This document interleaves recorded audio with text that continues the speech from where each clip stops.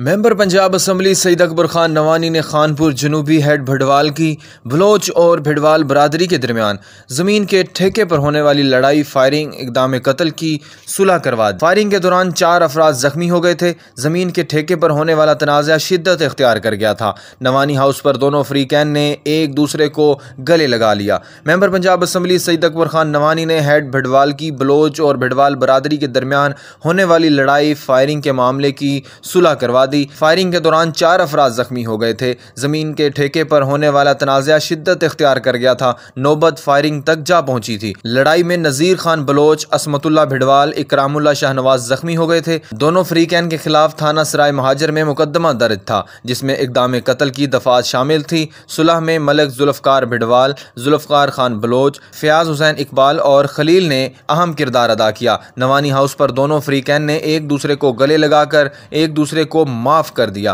अहले इलाका में बड़ा तनाज़ा हल कराने पर मेंबर पंजाब असम्बली सईद अकबर खान नवानी और सुलह में किरदार अदा करने वालों को खिराज तहसीन पेश किया गया।